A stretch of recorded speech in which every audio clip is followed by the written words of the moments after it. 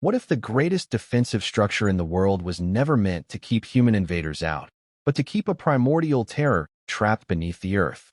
For centuries, history books have fed us a comforting lie. We are told the Great Wall of China is a majestic fortification built by a unified empire to repel the nomadic Mongol hordes from the north.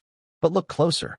The sheer scale, the erratic paths, the staggering cost in human life. None of it makes sense for mere border defense. Whispers preserved in forbidden archives suggest a far darker origin, a narrative meticulously erased from human memory. The Great Wall was not a shield against men. It was a lock, a massive, intricate, continent-spanning lock forged in blood and dark magic, designed to suppress something ancient, colossal, and malevolent that slumbers deep beneath the Asian tectonic plates. The truth begins with the first emperor, Qin Shi Huang. History remembers him as a ruthless visionary, a man obsessed with eternal life and the unification of a fragmented land.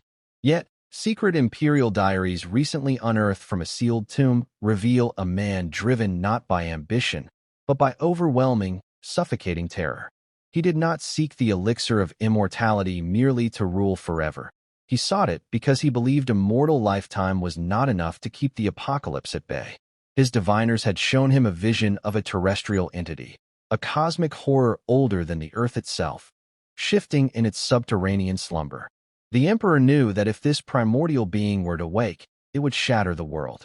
Driven to madness by these visions, Qin Shi Huang decreed the commencement of the ultimate architectural ritual, cloaked under the guise of national defense. To understand the enemy, the emperor's scholars delved into the darkest, most forbidden texts of the ancient world. These were scrolls predating the Xia dynasty, written in a lost dialect that spoke of the Earth Eater, an eldritch abomination imprisoned during the planet's formation. The texts warned that the creature fed on the spiritual energy of the land, shifting its massive weight and causing cataclysmic earthquakes and endless despair. The scholars realized that ordinary stone and mortar would never hold back a godlike entity. They required something far more profound. They needed a metaphysical cage. Thus, the greatest minds of the empire were purged of their orthodox knowledge and forced to study forbidden arts, combining dark sorcery with the geometric principles of nature. The blueprint for the Great Wall was born not from military strategy, but from these cursed, forgotten scriptures. The architects of this colossal endeavor were not military generals, but shadowy masters of a forbidden branch of feng shui. Traditional feng shui harmonizes human existence with the surrounding environment, balancing the flow of qi, or life force. But these dark masters inverted the practice. Their goal was to create a stagnant, oppressive energy grid, a stranglehold on the very veins of the earth. They charted the underground ley lines, identifying the exact pressure points where the slumbering entity's energy was strongest. The wall's seemingly illogical trajectory, climbing impossibly steep ridges and plunging into desolate valleys, suddenly makes terrifying sense. Every watchtower, every brick, was meticulously placed to act as a cosmic needle in a continent-sized acupuncture ritual. They were pinning the beast down, suffocating its life force, and chaining its dark spirit to the heavy, unyielding stone of the mortal realm. Look at the map of the Great Wall. Its winding, serpentine path is often compared to a dragon resting on the mountains. But this is a fatal misunderstanding of the ancient symbolism. The wall is not the dragon. The wall is the chain binding the dragon beneath. The dragon veins of the earth, those powerful currents of subterranean energy, were violently interrupted and hijacked by the structure's foundation. By laying millions of tons of heavy stone directly across these spiritual arteries, the dark feng shui masters created a suffocating weight. This geographic manipulation was designed to deaden the land, turning the lively, fertile energies of the earth into a toxic, heavy blanket of suppression. It was a desperate, planetary-scale exorcism. The earth was scarred and mutilated deliberately, trapping the primordial terror in a state of perpetual, agonizing paralysis deep within the planetary crust. Such dark magic required fuel, and the cost was paid in human agony. It is a well-known historical grimace that the Great Wall is the longest graveyard on Earth, with the bodies of countless laborers interred within its walls. But this was no accident of harsh labor conditions. The deaths were an integral, horrific requirement of the spell. The massive loss of human life generated an immense reservoir of suffering, fear, and dark energy. The legends say that the mortar binding the stones was mixed with human blood and crushed bones. This was a literal truth. The architects needed the residual spiritual anguish of the dead to empower the metaphysical seal. Every soul trapped within the stone became an eternal warden, their lingering despair acting as a heavy, psychic weight pressing down upon the slumbering abomination, denying it the strength to rise. The construction itself was a living nightmare, plagued by phenomena far beyond the threat of starvation or exposure. Night after night, the work camps were consumed by unspeakable horrors. Laborers did not just die of exhaustion. They vanished into thin air or were found torn apart by forces that left no tracks. Historical logs, sanitized by later dynasties, vaguely mention mountain demons and foul airs. But the unspoken reality was that the entity beneath was aware of its imprisonment. In its restless dreams, it leaked dark, hallucinogenic energies through the fissures in the earth. Men went mad, turning upon each other in violent frenzies, or simply threw themselves from the cliffs to escape the terrifying whispers echoing in their minds. The wall was built in a perpetual state of supernatural siege, with the earth itself actively fighting back against its captors. There were moments when the seal nearly failed before it was even completed. Massive earthquakes, undocumented in official imperial records but vividly described in secret provincial texts, routinely shattered miles of newly laid stone. These were not natural tectonic shifts. They were the violent thrashings of the subterranean god, reacting to the oppressive weight of the dark feng shui grid. Vast chasms would rip open in the earth, venting noxious, glowing gases that mutated the local wildlife and poisoned the water. Entire legions of soldiers and laborers were swallowed whole. The emperor, witnessing the land tear itself apart from afar, poured even more blood and treasure into the project, doubling the width and height of the barriers. The construction became a desperate race against time, a frantic effort to close the lid on a coffin that was actively splintering from the inside. The architecture of the watchtowers provides some of the most chilling physical evidence for this theory. If you examine the oldest, unmodified sections of the wall, an unsettling pattern emerges.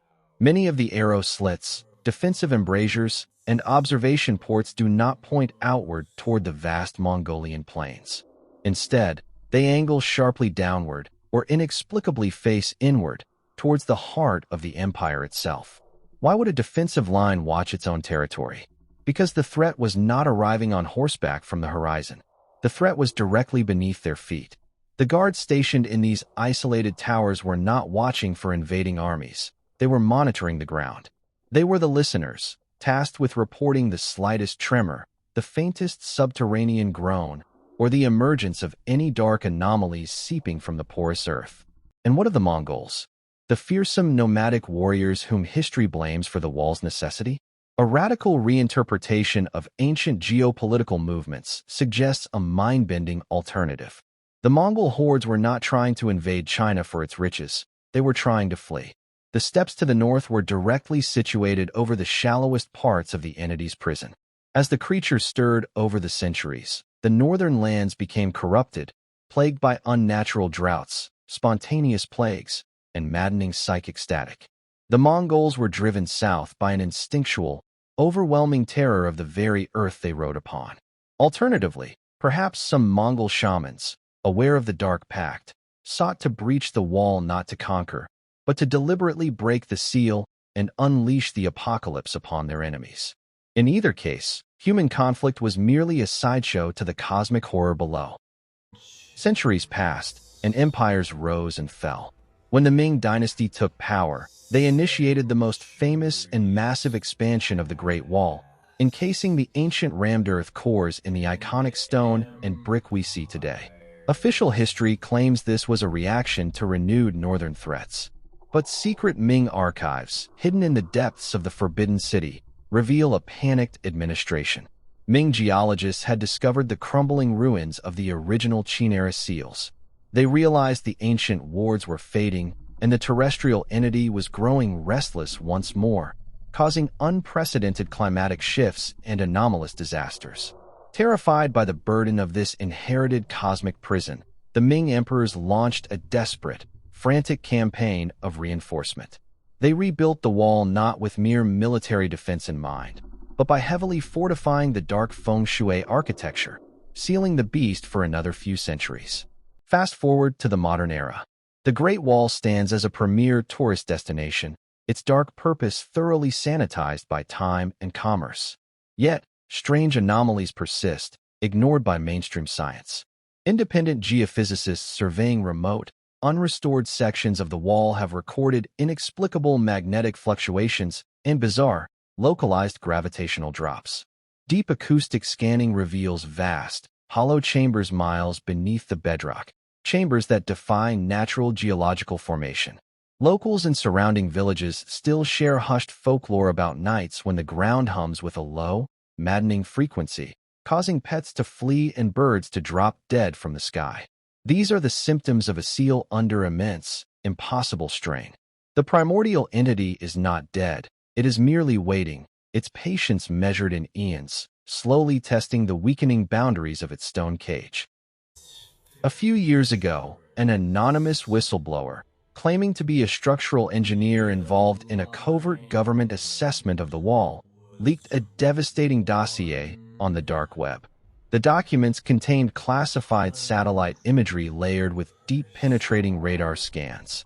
When the structural nodes of the Great Wall were mapped against ancient astrological charts of disaster, the alignment was 100% perfect. The whistleblower claimed that modern authorities are fully aware of the wall's true nature. They are not merely preserving a historical monument. They are desperately patching a failing containment unit. The dossier detailed secret subterranean expeditions where modern soldiers encountered phenomena so mind-breaking that the entire unit had to be permanently quarantined. The engineer's final message before mysteriously disappearing warned that the ancient dark magic is finally running out of fuel. Today, we are witnessing the physical deterioration of the Great Wall at an unprecedented rate. While environmentalists blame wind erosion, climate change, and reckless tourism, the terrifying truth is that the structural failure is coming from below. The metaphysical weight of the ancient blood sacrifices has dissipated over millennia. The dragon veins, suffocated for so long, are beginning to pulse with the toxic, furious energy of the awakening entity. The hairline fractures spreading through the ancient bricks are not merely signs of age. They are the stress marks of a cage being pried open from the inside. Every stone that falls from the wall weakens the dark feng shui grid. We are watching the slow-motion failure of the most important protective barrier in human history, completely blind to the unimaginable consequences of its collapse. What happens when the final seal breaks? When the Great Wall can no longer contain the primordial terror it was built to suppress. It will not be an invasion of men, but an invasion of madness and planetary destruction. The awakening of the terrestrial entity will shatter the Asian continent, unleashing a cosmic horror that predates humanity. The skies will darken with volcanic ash, and the earth will twist into unrecognizable shapes as the creature feeds on the very life force of the world. The greatest illusion of human history will be shattered, revealing that our grandest monuments were never symbols of our triumph, but desperate monuments to our ultimate vulnerability. The clock is ticking, the stones are crumbling, and deep beneath the ancient earth, something massive is finally opening its eyes. Sleep well while you still can.